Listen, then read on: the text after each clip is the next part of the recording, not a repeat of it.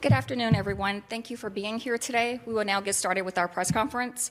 Our first speaker is attorney Noel Francisco, who represented TikTok and our parent company ByteDance this morning before the Supreme Court.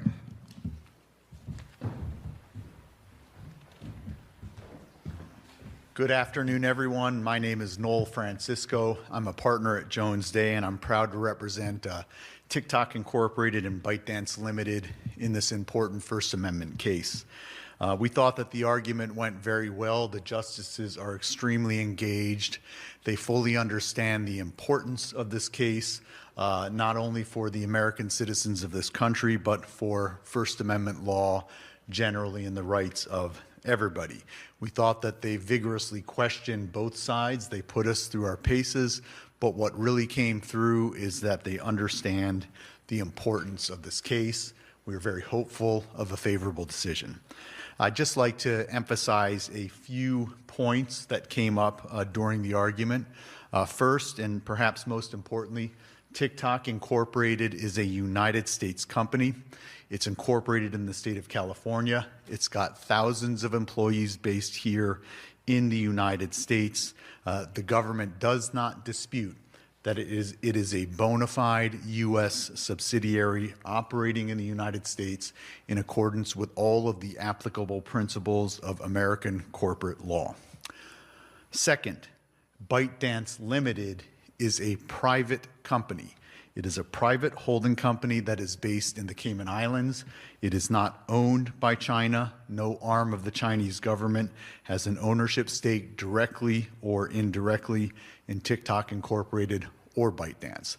ByteDance, rather, is 58% owned by global institutional investors, including very large American institutional investors like Susquehanna and General Atlantic. It is 21% owned by its employees, many of whom are American employees here in the United States, and it is 21% owned by one of its founders, who is a Chinese national living in Singapore. Third, TikTok Incorporated exercises independent judgment with respect to the algorithm in the United States. The source code for the algorithm is brought into the United States and stored on servers located in Virginia. There, it's converted into executable code, it's modified, it's customized, it's trained, it's moderated pursuant to moderation policies, and it's implemented in the United States. So when TikTok Incorporated implements the recommendation in the United States, that is very much TikTok Incorporated's speech. That is the speech of a U.S. entity speaking in the United States. Fourth, the intellectual property for the algorithm is not owned by the Chinese government. It is owned by ByteDance Limited, which is a global entity, a company that is incorporated in the Cayman Islands and operates through subsidiaries throughout the world. And then my final substantive point is that the United States government concedes that it has no evidence that China has ever attempted to date to control the U.S. TikTok platform. It concedes that China has not attempted to censor content on the platform in the United States. It concedes that China has not attempted to misappropriate user data in the United States. And if China ever asked TikTok or asked TikTok through ByteDance to do any such thing, it would refuse. I think what we heard today in oral arguments, when all of the lawyers were up, were the important First Amendment principles at stake here. We're talking about a social media platform that is regularly used by 170 million Americans. That is half the country. This country has never taken the step of shutting down a speech platform, much less such an important speech platform, because, as the government effectively concedes in its briefs, it's afraid that the content that could come out on that platform might be, dangerous. We don't normally think of speech as dangerous. The Supreme Court has repeatedly said speech is not dangerous. And you don't shut down a speech platform because you're worried about speech being dangerous. That is the whole point of the First Amendment, that we engage ideas with ideas and we let the truth come out. That's the fundamental problem with this act. It doesn't reflect the trust that the First Amendment places in the American people. We are confident that the Supreme Court will place that trust in the American people, and we look forward to a favorable decision out of the court. I'd now like to introduce my colleague and dear friend, Jeff Fisher.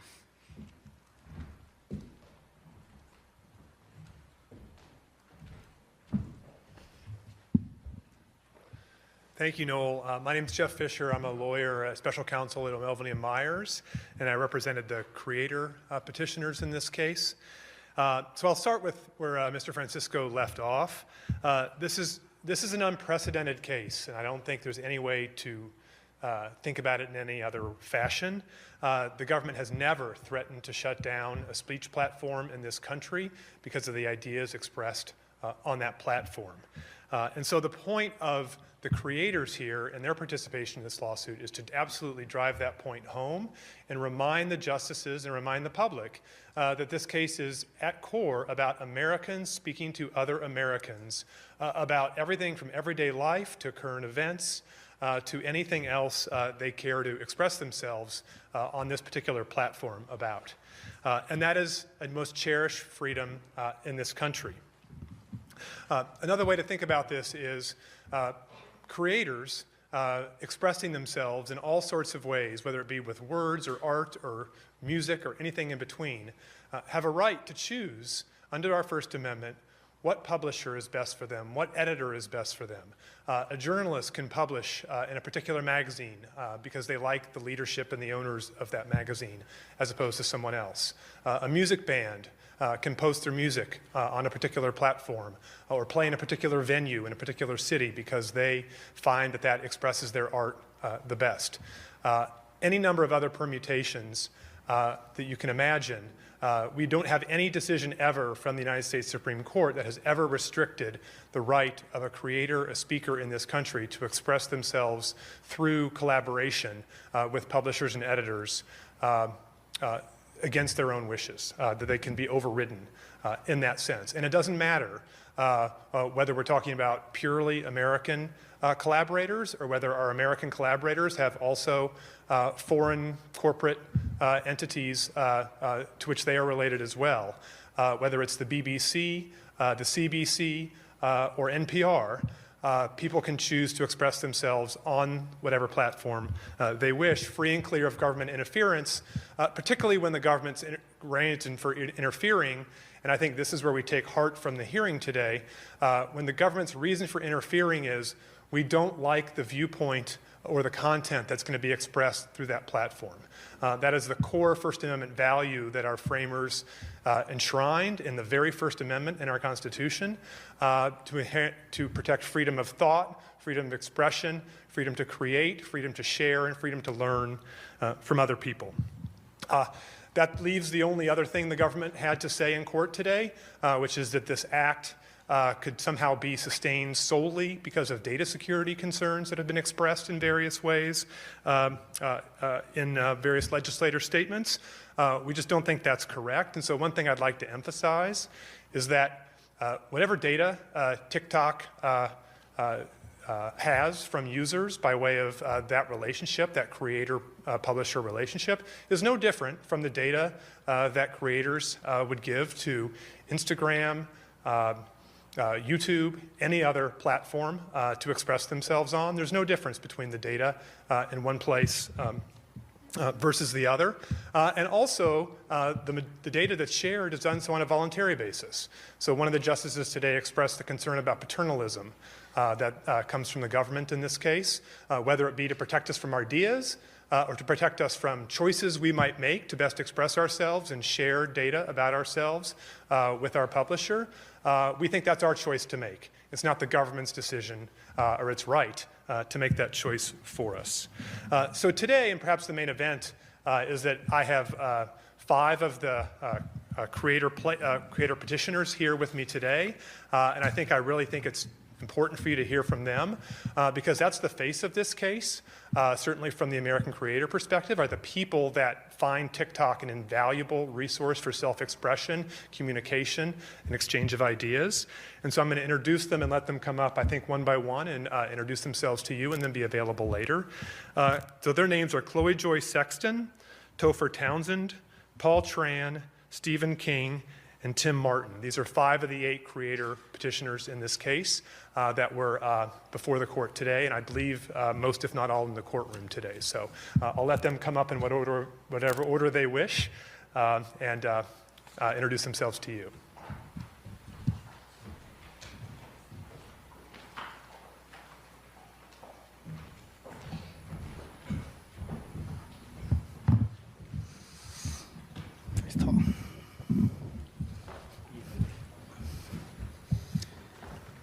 Hello, everybody. My name is Paul Tran. I want to first thank the Supreme Court for hearing our argument today. As co-founder of Love and Pebble, a small business built on the foundation of American entrepreneurship, I pray that the Supreme Court of America does what is right in protecting us. This isn't just about our business. It's about our fundamental right that makes our nation great. Our story embodies the American dream. My wife and I built Love and Pebble from the ground up using TikTok to share our passion and connect with people, with Americans all across the country, something no other platform has allowed us to do. I have a 2-year-old daughter, and when I look at her, I think about the America I want her to inherit.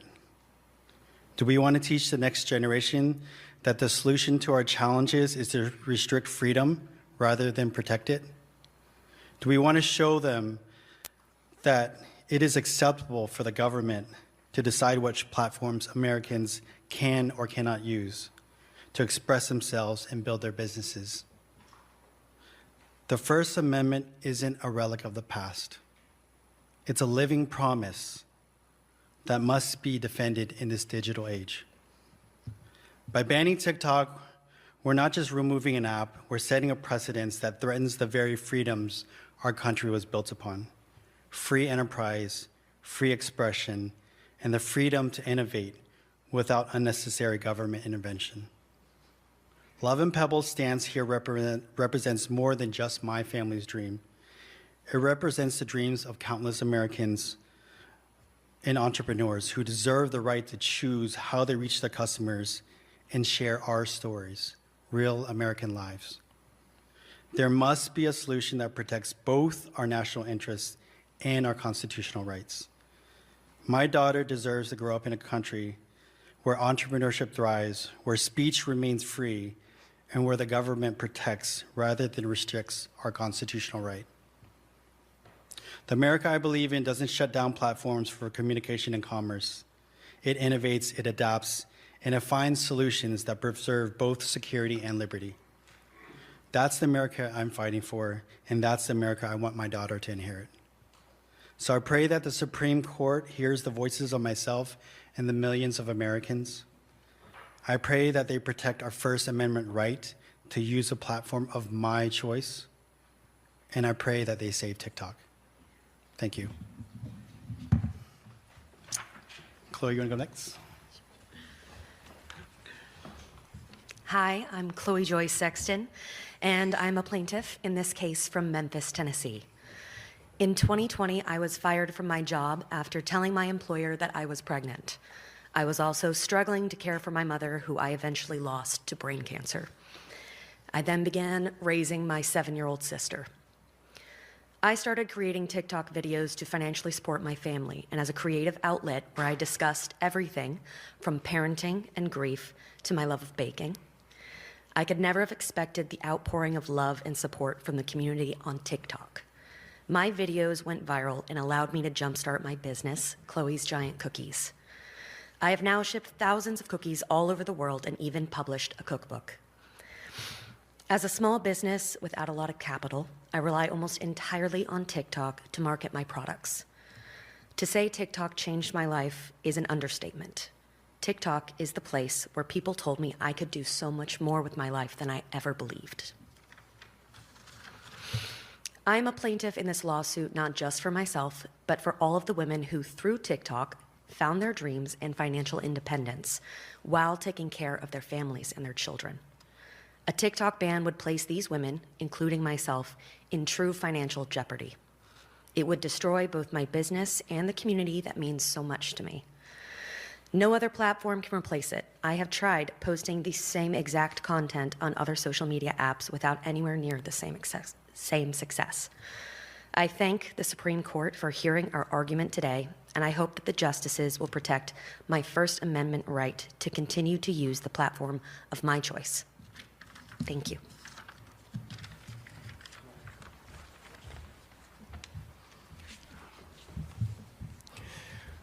Hi, everybody. My name is Topher Townsend.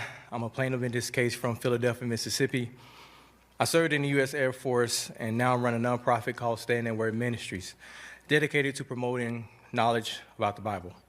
I also work as a hip-hop artist, focusing on topics such as faith and patriotism.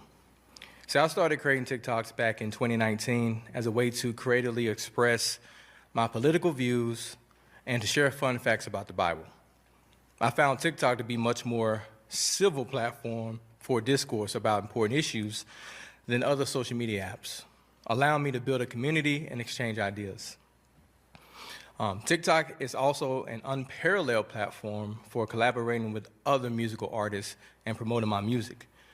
My music really took off after I started sharing it on TikTok, even though I've been sharing to other platforms for many years previously. I largely credit TikTok with the fact that my music has been streamed over 100 million times, and I've climbed the Billboard charts multiple times, even achieving a #1 Billboard hit with my song, The Patriot. See, the streams mean income for my family, and the joy of knowing my music is reaching people around the world. See, without TikTok, I will lose an important platform to share my views and engage with others in a way I have not been able to do on other social media sites. And my 2.6 million followers around the world would also lose access to vital content related to faith and current events. As a veteran and American who values free speech, I find it disturbing that the government is closing a form of expression for so many Americans. This ban betrays the values that I sought to protect while serving in the armed forces. I thank the Supreme Court for hearing our argument today, and I hope that the justices will protect my First Amendment right to continue to use the platform of my choice. And last but not least, we are not for sale. Thank you.